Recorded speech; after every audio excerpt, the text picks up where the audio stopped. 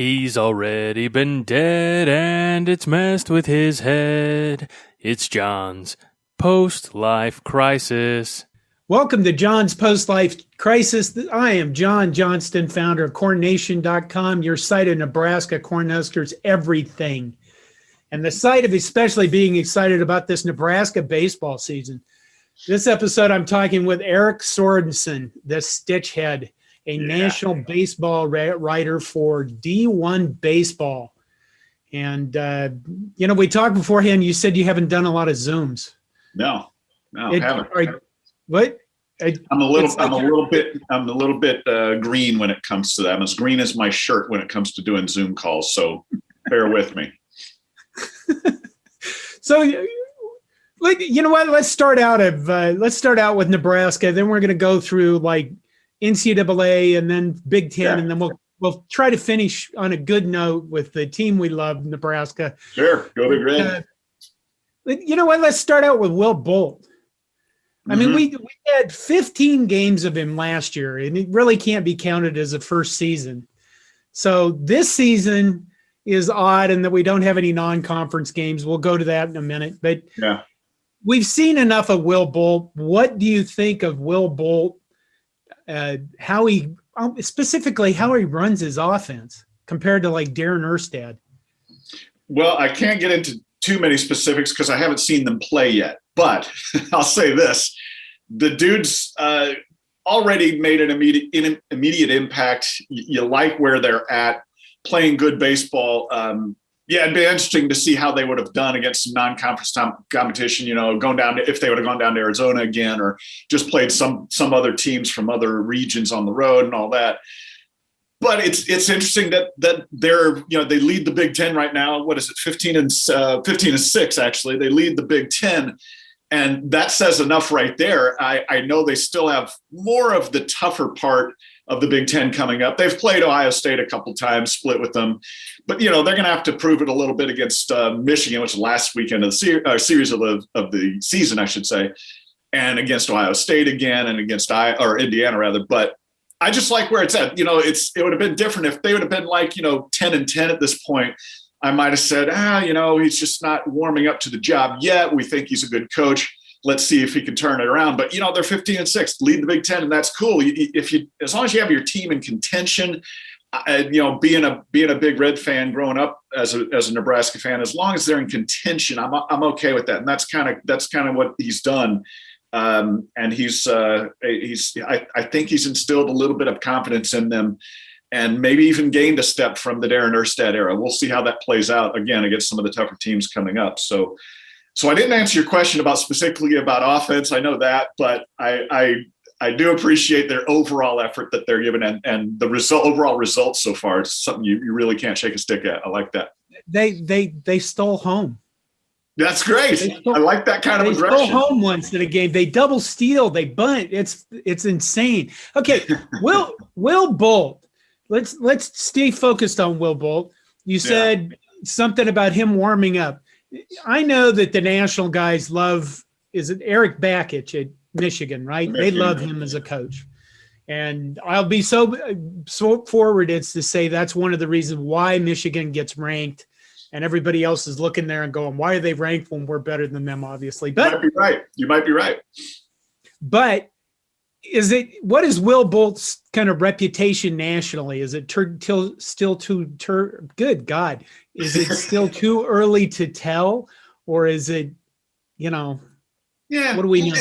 It might be a little early to tell, but I think everybody understands. It's kind of like Coach Bakish. He came from the Tim Corbin coaching tree, and Will Bolt comes from, he was a Nebraska player, and he comes, he used to be under I almost said John Sanders. Oh my God, I need a redo on that one. Anyway, he comes from, hey, no growling. My dog's growling. Hey, whiskey, no growling. Anyway, but he comes from a good coaching tree. I think he's, and again, the jury's still a little bit out on him, but the pedigree is there and people respected him. I can't remember the name of the JC that he coached at before. It slips my mind as well, but he's had success on his own as a coach and got good tutelage along the way under Dave Van Horn and so I think that's why people kind of respect it. It's kind of like Coach Backish, came from a good coaching tree, so you kind of give him a little bit of maybe not a pass, but you give him a little bit of a head start for getting some praise. That's kind of the way to put it. So when you look at where we're at with the Big Ten, I've seen Kendall Rogers tweet about, is Nebraska going to make the NCAA tourney? Somebody asked him, and he said, well, it depends on the RPI. They don't have a non-conference. How can RPI even exist for the Big Ten? Yeah, now that's one of the things that's probably going to end up pissing me off when it comes to the day of announcement show. I'm hoping they don't put a lot of. I never want them to put much thought into the RPI anyway, because it's a basketball formula and it kind of sucks. But this year, especially if they lean heavily on it, I'm going to be really disappointed in that. Just because it's so hard to get a read on. Yeah, just the Big Ten playing nothing but conference games. Out here, Long Beach State and Cal State Northridge. Those are teams that are playing just conference games only, just because of the pandemic type of thing going on. And so that's why they're going to have to do something a little bit. They're going to have to go a little bit off the grid a little bit. Be a little bit more lenient, a little bit more creative, I think, with their NCAA picks this year, or the NCAA tournament picks. But yeah, because you look, Michigan's a good team. Nebraska appears to be a good team. Ohio State, if you want to look at RPI, Ohio State actually has the best RPI, number 26, 25, I should say. So yeah, it's going to be a weird year, JJ. I don't know how it's going to play out exactly. I just know my hope is that they're not going to go stringently on the RPI, because that would be a grave mistake to do that this year. You gotta have a little leniency this time around. Plus, you always have the Penn State factor. Yeah, well, that's the thing. The thing, I think that's why Nebraska is so low, relatively speaking. Again, I'm going to the sheet here, number 77 in the RPI. Just because, you got the anchor effect of playing a lot of the weaker teams in the Big Ten, and Penn State is one of them, and I always kind of I love Penn State. I've always wanted to go to a game there, football and baseball. But I always wonder to myself, God, how are they not that good in baseball year after year? It still boggles my mind a little that they're not better. They don't bother. I mean, at least this year they didn't get to play Elon like 16 times or something. Yeah, that's true. So yeah, you do have that anchor effect, and that's one of the things that always bothers me about, like not just the Big Ten, but a lot of the mid majors. There's so many years where a team like a Creighton will have a really good team, and then they'll have one bad weekend in conference in the Big East or Missouri Valley, wherever it was, and it'll just sink their RPI like 30, 40 points spots. And next thing you know, they're out of contention. So one bad weekend can kill you. That's the one thing I think Nebraska needs to avoid is, don't go to Penn State and lose 2 out of 3, or lose 3, especially, or don't play, Michigan State, don't lose 3. So that's kind of the biggest thing. So why do you think the Big Ten went with conference only? Because they did it for the rest of their sports and they didn't want to adjust. It was just easy. They don't care. I mean, the Big Ten has seemed to make so many strides in the last few years. I mean, the schools, not the conference, have focused on hiring better coaches, getting better facilities, getting into the College World Series, and now you have this. I mean, do you think the Big Ten even gave it a second thought, or? I don't guess they did. That's just kind of the world we live in right now. Maybe at the time, things might be a little bit better now with the whole vaccine thing getting a bit more and more out there. By the way, I got vaccinated the other day, so I'm good to go again. So I hope you have, by the way, JJ. You have, right? Good. Oh yeah, good. A long time ago, actually. Okay, good. But the thing is, at the time, maybe it was just a little bit more stringent, and so they just made that decision. And we're still talking about a conference that almost didn't even play football this past year. So that's kind of I think that's just the nature of the beast. And I think that's also why the NCAA selection committee's got to look at that and say, well, it's a different kind of year this year with the way teams are, with the way the scheduling is gone and not as much travel and all that stuff. So I'm not going to harsh the Big Ten for not playing non-conference games. I think it's a little bit weird because, Nebraska can go and play Rutgers out in, East Brunswick, New Jersey, but they can't play Creighton or Omaha, so that's a little weird. I understand it. I understand that they kind of did it for a quote unquote safety reasons. But, I think things are getting better now. So I think in hindsight, they might have done things a little bit differently had they decided now what was going to happen. I think that's just it. Okay.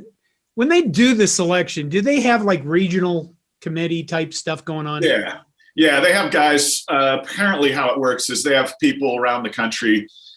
I can't remember the name they gave it, but they have little representatives everywhere, for every conference and for every section of the country that kind of report into the 12-member committee. So they do have those kind of resources out there. So nobody really gets overlooked, I don't think.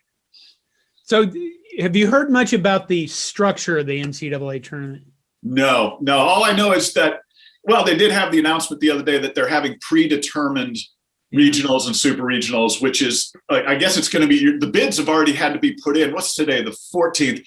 So the 12th, on April 12th was when the bids had to be put in to host a regional, and the announcement's going to be like May 10th. So this year it's going to be weird. So like if a team, let's say, let's just, Nebraska, let's say, all right, they don't get a regional host bid awarded to them, but in the month of May, when the best teams they're going to play this year, are going to be in May, if they get on a real streak and they just go unbeaten, 15-0 in the month of May, and their RPI gets somewhere in the top 16, they still can't host because, they were predetermined where the host sites will be. So they could be a number 1 seed, hosting out of, Austin, Texas or something like that. It's just going to be a little bit weird. But I think the NCAA kind of did that because for baseball, because they did it for basketball or for like volleyball and sports like that, to where they put everybody in these predetermined spots. So you're going to have a lot of spots in the NCAA tournament, and especially the second week super regionals, where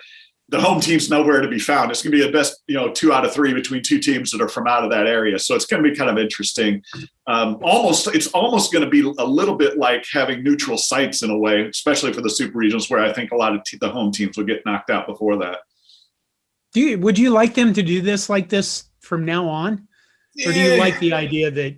Yeah, I kind of like the idea. I love the idea of neutral sites, like, in basketball. I always thought it was weird. I mean, especially in the 90s, it got a little ridiculous where LSU would host every year, even if they didn't have their best team, but for some reason they had, the home field advantage was so big and is so big in baseball, so that they could have that advantage. And I understand having a home field advantage for the best teams out there, but I still want it to be like basketball, where if it was enough fan interest to have these regional sites that are not on campuses, I'd like that better in the long run. It might actually increase the sport. Gee, oh yeah, shocking for somebody besides just the SEC. Yeah, it certainly would. Well, remember, actually, JJ, in the early part of the 64 team era, they put a lot of regionals in places. One of their goals was to kind of spread the sport a little bit. So that's why, Minnesota hosted a regional for the first time in a long time, like in, 2000 or 2001. I can't remember exactly when it was, but you had these places, kind of far-flung places, that started hosting regionals.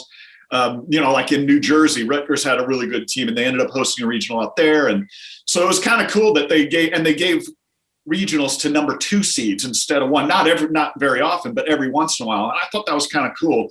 But that it might be a little bit more like that this time around. Well, you mentioned Minnesota, so let's get into the Big Ten. Yeah. And let's start with not Nebraska. Let's start with Minnesota. Minnesota is, they're god awful. They're just terrible. They can't generate an offense. Their pitching is substandard. They make a lot of mistakes. This is not a John Anderson coached team. No, it's weird because he even said after one of the games, I was reading their release after one of the games, and one of his quotes he said was, and this is like maybe a week or two ago, and he said, this whole year off that we had, I didn't know how much it would affect player development, but it's affected our player development way more than I thought it would. So whatever they've done, it's just been a rough year for them. Minnesota, that's one thing about John Anderson that I'll give him credit. He's always had really good teams for a team that's, way up in the north, kind of isolated. There's not a lot of non-conference teams to play around there. They're kind of geographically isolated a little bit. And they've always had pretty good teams and sometimes really good teams. I might have mentioned to you before when I've talked with you that 2018 team that hosted a regional and then went to Oregon State for the super regional. I went up there to see that super regional. If they didn't get matched up with Oregon State or maybe Arkansas that year, I think they had a really good chance at making the College World Series, but Oregon State was just too hot and they beat them. But that was such a good team. I was really bummed that they couldn't make it that year. But anyway, I'm going a little bit down a rabbit trail, but I really love John Anderson. I've always liked how he's gotten his teams together and playing well. And this year it's just one of those kerplunk years. It happens from time to time, but I think it was just partially like what he said, even he kind of underestimated how much the pandemic and being, player development for the past year was going to affect his team. The other shock, I'd say, again, not Nebraska. Yeah. Rutgers does not suck. Yeah. Let me see there. Yeah. 11-9. This is a team that's, it's been a while since Rutgers has been, not sucky. Yeah. Not sucky or an influence in college baseball, but that's encouraging because the last thing you want is to have, when they brought in Maryland and Rutgers into the Big Ten, Maryland, okay, they can be all right from time to time. Rutgers just not really that good very often. I just kind of thought these are kind of two more anchors in a way. But no, that it's good to see them kind of turning it around. Maryland has been pretty decent over the last few years, especially what was it, in 14 or 15, they went out to UCLA and won the regional out there. But they've got a good shot at being good every year. But Rutgers it's really encouraging to see. The anchor effect we talked about with the Penn States and the Rutgers and those teams, and Iowa kind of used to be that way too. And they've turned things around and had some pretty good teams lately. So it is encouraging. We talked. You'd mentioned something about with facilities in the Big Ten all getting better coaching hires. That makes a huge difference. I think that's a good thing that the Big Ten has done over the years. I don't think people understand that. When we look at like football, we go, "Wow, this conference is really competitive." And sometimes you're like, "Well, maybe if everybody got a little crappier." But in baseball, we really need other teams to step it up to the plate and we need them to be good teams and we need them to play good opponents, because that increases the visibility of the conference and it increases our chances of getting to the NCAA tournament. Oh yeah. And it's good that the Big Ten is considered it. It's kind of weird that now the Big Ten I always considered it kind of a mid-major conference in baseball, especially none of the other sports, but baseball, they were kind of a mid-major and now they're considered a Power 5 conference because that's what we gave that name to the football, to football conferences. So it's kind of neat that the Big Ten is, without really doing anything, kind of elevated itself to a Power 5. But they are starting to play like it over the last few years. And that's always been one of the things I was encouraged about. Because, again, we talked about this eons ago, but I was concerned when Nebraska went from the the Big 12 to the Big 10. I was concerned about what would happen with the baseball program, but great to see teams, for the most part, everybody getting better and, just facilities and coaching getting better in the Big 10. I dig that. We're going to stay with the Big 10. What is wrong with Purdue? Oh, man. Who was the coach that I'm not that great. Coach Schreiber was there before, yeah. Yes. And he was the guy who advocated strengthening the schedule strength. And now Purdue is stuck with this tougher schedule they've been playing, but they just they're not good. Yeah, it's, what was it, 2012, I guess it was, when they hosted a regional. Yeah, that was the year Kent State went there and won that regional. And I visited, I did a cross-country drive in the fall of 2019 from here to New York. I was bringing a friend his car, and I stopped through a bunch of stadiums just to look and see, and Purdue was one of the places I went to. And Alexander Field was a great, that place is really immaculate. Their new facility I just don't think they've warmed up to it yet. They're going to get better. It's going to be a good program because they put some money into it. I think it's going to lend itself to some success, but just hasn't happened yet. And I think that just kind of happens to a lot of Northern teams. You can be good 1 or 2 years and then kind of fall off, and they're still kind of stuck in that rut a little bit. They'll get there eventually, though. I really love the potential they have for that program. Illinois is bipolar. Yeah. And Northwestern they are not terrible, but they are also bashing the ball all over the place. I mean, what is it? What is the homer count for them? It's you got 45. 45 home runs. 45 home runs. I think I'm going to chalk that one up to the Spencer Allen effect because he's their new coach that they had. Well, I guess last year was last year's first year, I think. And former Creighton assistant, a guy that I've always liked. He's a really good, really personable guy, really positive guy. And he's got the program on an uptick. Northwestern, if they stay, what's their record now? 11-10. Yeah. That's good for them right now. I know that Spencer Allen doesn't want to hear that, but for them, that's good.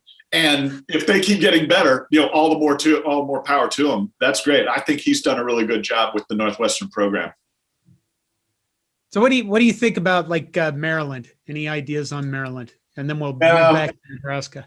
Yeah, I mean, it's good that Nebraska took 2 out of 3. Like we said a little while ago, the one thing you don't want to do is go 1-2 or 0-3 against some of these teams that don't have very good RPIs. So that's a good thing. Maryland, it's such a weird thing to have them in the Big Ten. I know it's been a few years now and I should get over it, but it just seems weird. Especially in basketball, you see that Maryland's not playing North Carolina and North Carolina State and Wake Forest anymore. So it's weird to still see them in football and especially in baseball. But they've proven that they can be a good program, and that's good for the Big Ten if they can stay relevant and stay good and not, as you just mentioned a little while ago, not be one of these teams like, we're going to go into this, to their stadium and it's going to be an anchor effect. It's going to kill our RPI. So more power to them. I know they're scuffling a little bit now, 10-12 as we speak, but this is a program that has the potential to kind of lift the Big Ten, lift all the high tide lifts all boats type of thing. Okay, Wisconsin. I'm going to bring them up just because the excuse to make fun of them for not having a baseball program. Yeah. Have you ever heard anything that they're going to resurrect that? No, the only thing I've heard is that who's the AD that just retired or is now Barry Alvarez. Barry Alvarez, former Husker player. I should have known the name right off the top of my head. Barry Alvarez retiring. I think it was Kendall that wrote, well, if they're ever going to get baseball, this is a good first step for him to be out of the picture. I don't know anything about him being ardently against baseball or anything like that. But the one thing I always think about though, John, is in the summertime when they have the Northwest or the Northern, the Northland. Is it Northland League? Northwoods League. Sorry, get this brain going. The Northwoods League in the summertime is it's kind of like a Cape Cod League or one of those summer leagues for college players to go and play at. And I always hear about these teams in Wisconsin getting like 3,000 or 4,000 fans to their games on a Saturday. It's like they have such great support. So that always tells me Wisconsin could do it. Wisconsin could bring baseball in as a sport. And, if they're good enough and build it up right, they could have a good following. So, yeah, that's always kind of been one of the things I wish they would reverse course on. I don't think they ever will. Who knows? But that's one thing that does tell you that it could get a good support. And just a lot of these other Big Ten teams have kind of proven you can get good support in the Big Ten if you put the right facilities in, the right coach, and get some wins under your belt. So we'll see if that ever happens, though. Okay, back to Nebraska. Yeah. You said you haven't seen him. Haven't seen him. You've give me some impressions of players. Who stands out? I think we know some names, but I want your impressions of who's playing. Who's the offensive guys? Who's the fielding guys? Who's the pitching guys? Well, my favorite is Spencer Schwellenbach. You got to start with him because he's the John Olerud candidate That's the award given for the best two-way player.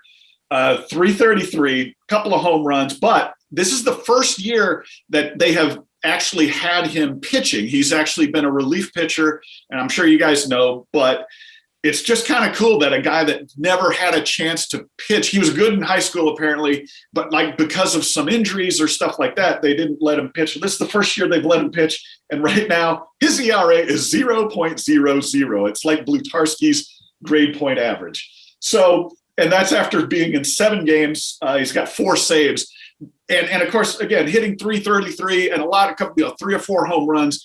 This is the kind of guy that's just, he's so talented, and he's such an exciting player to watch, such an exciting guy to have on the team. Very valuable for Will Bolt. He could win. He could be a finalist for the John Olerud Award. So, and he's just one of those bell cows that you kind of build your team around. And he's done a great job this year. That's the guy that I think, straw that stirs the drink is the best part about Nebraska baseball. Otherwise, pitching wise, I think Nebraska's done really well. And the thing I like too, I think actually it might be the best in the Big Ten. 67 walks on the year is all they've given up so far. And you do something like that, that's a team indicative of a team that just doesn't beat itself. 983 fielding percentage. Those are the things that you just got to love about Big Red Baseball this year, because one thing I'll give Will Bolt credit for is his teams haven't beaten themselves. You pitch good, and you don't have to be great pitching. I mean, their ERA is only 4.28, so that's not lighting the world on fire, but low walks, good defense, you're going to be in just about every game. And that's what I love about this year's team so far. Anybody else? Yes. Well, okay, that's right. You were asking for specifics. The starting pitching has been really good. Shea Schwanman is Sheneman, sorry, is him and Chance Hirsch. Is that what I'm doing? Yeah, Roach. Yeah, sorry, Chance Roach. I'm having trouble reading this. Those two guys again, not the greatest ERAs. Don't beat themselves with walks. That's going to win you a lot of games right there. The opposing batting average, 210 for. I'm sorry. Oh no, yeah, 210 and 315 for Roach. But those are the guys. So again, you pitch that well, strong arms, guys with low 90s heat. You pitch that well, you're gonna and without a lot of walks, you're gonna win a lot of games or keep your team in the games. So that's kind of the thing I love about those guys. Best player on the team other than Schwellenbach, Jason Hallmark, 378 average. You got to love that. Again, these guys, Nebraska's got a pretty good home run amount 32 on the year, led by Cam Chick, greatest name, one of the greatest names in college baseball, 6 home runs. So they've got some pop to them. Their team average 292 is not too bad. Yeah, they've got the makings of a good season going on. And as I was getting at, is Hallmark hitting 370, leading the team, and 10 of 13 in stolen bases. They don't steal a lot of bases. They don't have a ton of speed, but you have a guy like that at the top of your order that's going to set the table. That's a great weapon to have. Okay, so I'm going to make you do predictions. Good. I'm with you. Okay. All right. So we're going to go into May, and I think the last series I haven't looked. I should have looked. The last series we play is against Michigan. It's Michigan. That's right. I think so. Yeah. Yeah. And number one, do you think the Big Ten will get 2 teams in the NCAA or more or less? I think they'll get, because, the first thing is you have Ohio State leading the Big Tens as far as in RPI, not in conference. And their RPI right now is, as we mentioned, number 25. If they can stay there, I'm not certain that they will, because you're going to have this anchor effect a little bit. But if they can stay in the top 40, that's one team in, and they don't have to win the conference. Whoever wins the conference, if it is Nebraska, if it is Michigan, you kind of hope it's not going to be Ohio State, because that'll be the key to getting 2 teams in. As far as if it ended right now, you would have Ohio State, and if the season's ended now, you'd have Nebraska because they lead the Big Ten. But I think they'll get more than one team in, just because, again, you got to figure the Big Ten's going to get some. They're going to get some rope to play with from the NCAA selection committee. So I'm going to look at 2, maybe even 3. It depends on how Nebraska and Michigan end up. Remember, though, Nebraska has to play Ohio State again for 2 more games, and they still have Indiana for 4, and then Michigan for 3 going in the month of May. So all those games, the month of May is going to be really huge for the Big Red. So what they've done up to now is nice, but it's kind of child's play to what they're going to face coming up in the month of May. So I would love to see Nebraska stay at the top of the Big Ten. I'm not sure they will, but them and Michigan both playing pretty good ball. If they don't just have one really crap out weekend, I can foresee them both getting into the NCAA tournament, kind of regardless of the RPI. And then with the RPI, if Ohio State's still there, that would be good. But the bad news is, though, John, going into the month of May, it looks like Nebraska, Michigan, Ohio State, Indiana, that might be the only 4 teams that really have a chance at this, unless somebody goes on a real hot streak. But more than likely, those are the only teams that have a shot at it. So it depends on how many of those will get in. I think there'll be at least 2. I'd love for them to be 3, but we'll see how that plays out. But as long as the Big Red stays in first place, I'm all right with it. Okay, Michigan. Give me a prediction on what Nebraska does in May, just so we can hold it against you later. I would love that, and I love when I'm wrong and I get hate mail. That's the best part. So. Look, I think they're good enough. I'm going to make the prediction that they're going to play well enough to stick around and contend for the title. Again, that last weekend, the one thing that Big Ten did right this year, I guess, it looks like, is to schedule Nebraska, Michigan on the last weekend, because there is no there is no Big Ten tournament this year. So that's kind of been taken away. So I'm going to make the prediction that Nebraska and Michigan come down to the last weekend, and the best 2 out of 3, I have to be a little bit of a homer here, and I'll say Nebraska wins it 2 out of 3 against Michigan. I think they'll win the 3rd game. It'll come down to the 3rd game, and they'll win on a wild pitch. There's your prediction. I guess, right down to it. Yep. And then again, do you remember the 2018, I think it was the 2018 College Series? I stood next to you on the field in Omaha, and I said – Arkansas is going to win the College Series down to the last ball. Oh, yeah. That's right. Okay, do you remember what happened in that game? Yes, I do. That foul ball that came, I have a perfect photo of that ball coming down between those 3 guys, and if they catch that fucking ball, I usually don't swear to these podcasts, if they catch that ball, they win a national title.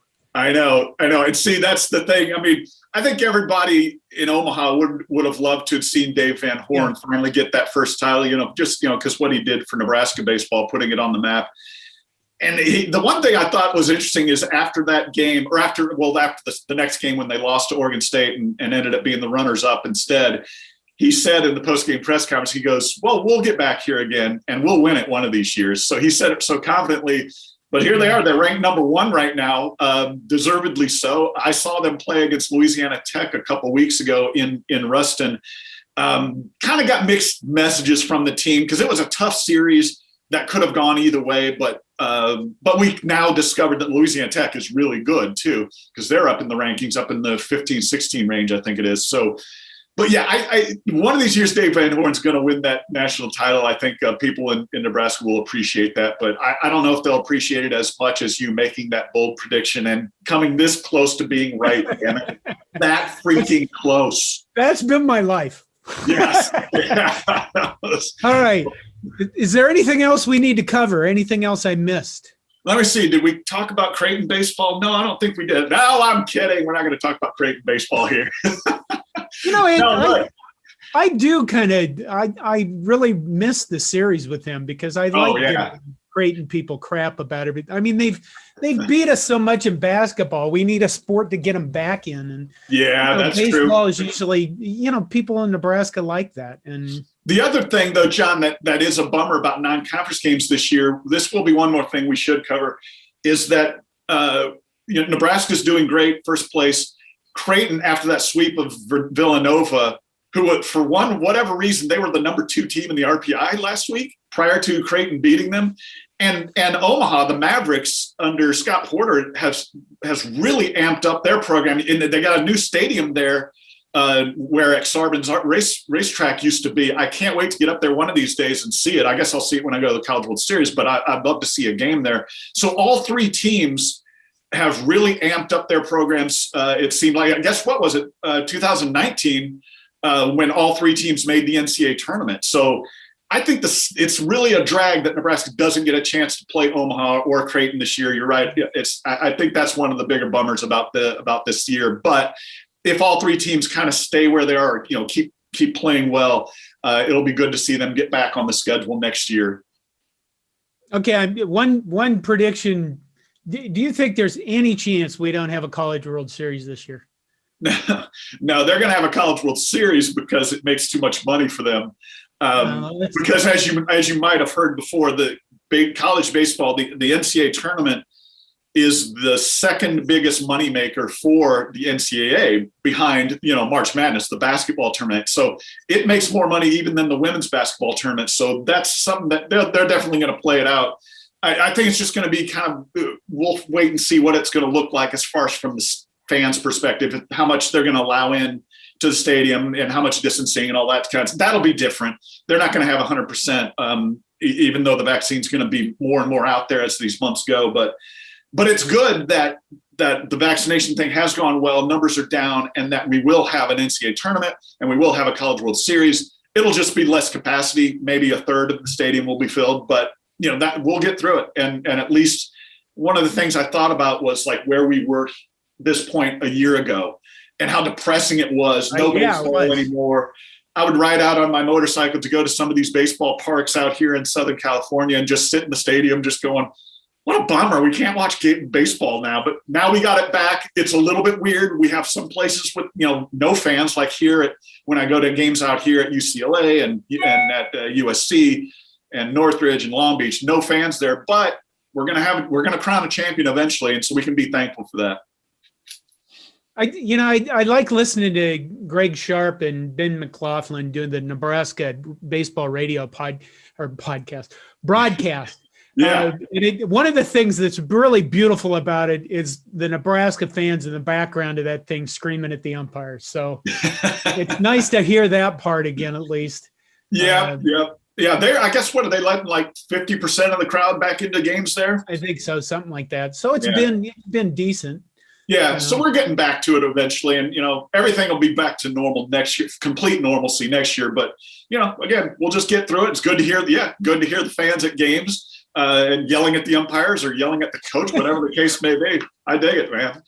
All right, okay, I think we'll end there. Yes. Hey, thanks for sharing this podcast with me, JJ. I appreciate you having me on, and I love that you've paid me so well to be a guest for my guest appearances. I think that's the best part of it all. Well, I'll send you something. If you send me your address, I will send you something. Okay, that's it. This is John's Post-Life Crisis with Eric Sorenson, national writer for D1Baseball.com, where you can get the best college baseball coverage in the United States. Yep. So you need to go there and support those guys. That's right. Thanks for listening, and go Big Red.